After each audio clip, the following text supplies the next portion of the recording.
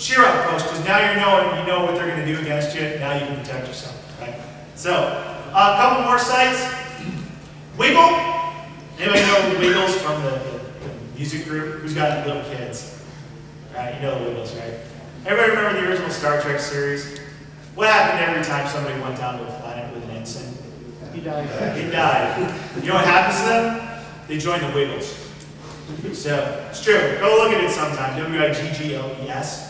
They all wear the old Star Trek uniform. It's kind of wild. Kids dig them, man. In this particular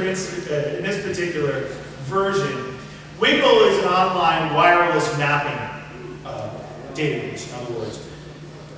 You can go in there and put your company address in there and see if your wireless access points are known to the world. Basically, it's open and free information. How they do it is they use tools like NetStumbler, like LophtCrack. There's many of them that are out there. And they'll make a map of those access points out there using a laptop, a wireless card, and one of the best wireless antennas ever made. Anybody know what that is? Yeah! Amen to that. For about $20, you go to eBay and buy a can antenna kit, which is a Pringles can and the wires you need to connect it up. I'm a little ticked off though because they don't send the chips. I want sour cream chips. So you can get quite a big range in a single direction with that stuff. So if you see somebody with a Pringles can on the roof of the car in your organization, you'll want to talk to them. They're not having lunch outdoors. So somebody drove around downtown Los Angeles on a particular day. Any of the green pyramids means it's an open access point. Any of the red pyramids means there's some level of security, but we have enough information where you can probably run a scan against it and get into that wireless access point. You just drill down, click on it, and it'll give you whatever information it can. You get that information, you load it up to Wiggle, and there you go. It's up there. So, easier stuff. Employment postings. This is just an area where you can certainly use this as, and there's so many ways to find information, but if you want to find information about the inner workings of an organization, this is a good way to do it. You go to like Monster.com or something like that. This was the second post on an arbitrarily I found on a day on Monster. Any employment engine will have it. Somebody was looking for SQL DBA. I just typed in SQL DBA. Temps are perm, nothing big deal there. See it all the time. Basic qualifications. 3+ years experience with Sybase 11.9.2 and 12.5. What? What happened there? Thank you.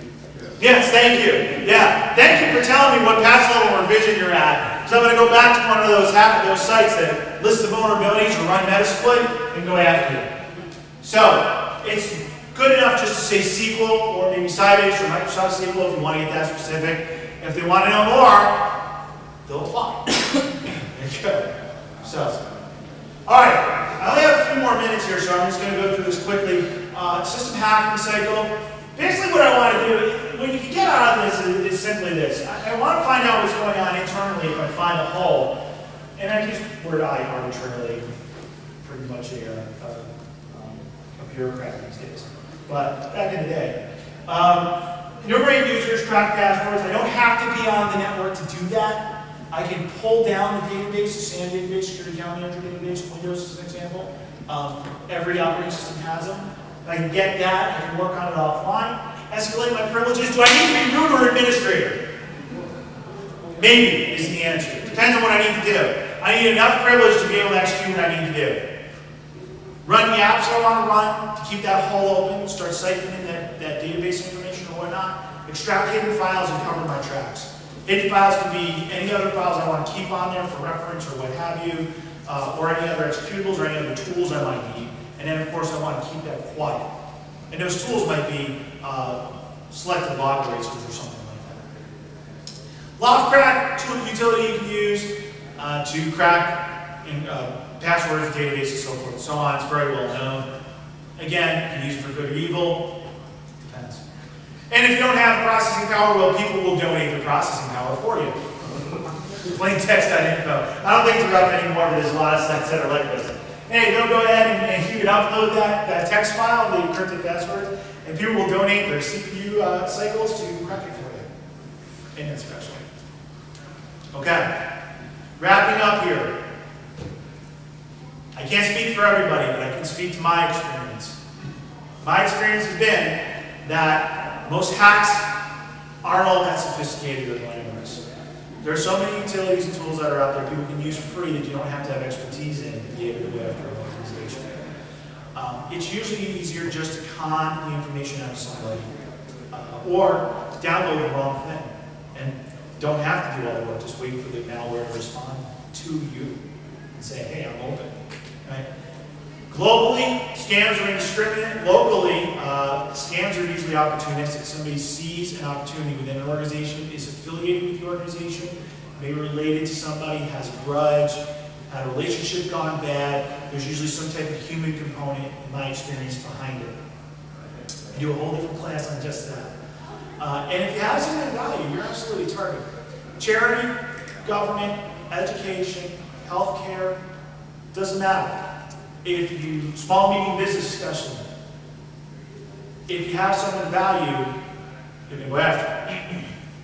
Okay, that's the bad news. The good news is, with today's technology that's out there right now, if we have a plan in place, use stuff like this to understand what our vulnerability or exposure is, we can go ahead for a pittance, especially compared to what we would have to pay in cleanup costs when an incident has happened, a pittance. You can truly get enterprise class security for small to medium organizations as little as 10 nodes, all the way up to thousands. It's incredible the technology that's out there and the expertise, the good body of knowledge. Terracai has been doing this for quite some time. I'll just say that they've invited me back several times. I love working with them. They really know what they're doing. You know, and so, you know, if you have security concerns, you've come to the right place. These folks can really help you out. And beat on your vendors, man. You know, look at the data. You know, look at what they stock. Look at their history, their track record. It's good to know. Good stuff to know.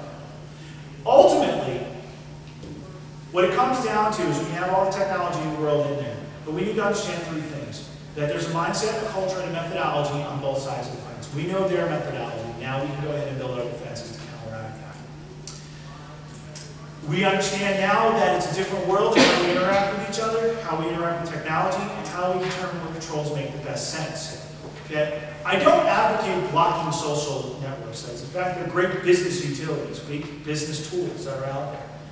I think if you have a person, my opinion is, and it's not legal advice, but my opinion is that if you try and block it, people are just going to start using it anyway, and they're going to be malicious about your organization because you did block it. Intel, IBM released great guidelines on social media, how you use social media in organizations. Just type in Intel, IBM, social media guidelines in Google. You should be able to pull that out. It's freely available.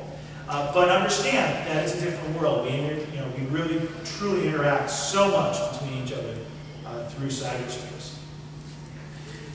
What are we not protecting? Okay, this is the last slide here. What are we not protecting? We're not protecting data. Okay? I hate the word data. It objectifies. It doesn't ring true in organizations. It sounds like something you put on a shelf, right? Take it out when you need it. We're protecting ourselves. When was the last time? Here's an example. I'll show you. When was the last time you applied for a loan in a bank? Going to the bank to apply for a loan. All right, you win. Okay. For me, it was 12 years ago. All right. I suspect that many organizations are about the same. Okay. And so much of our lives are online these days. It's a little scary.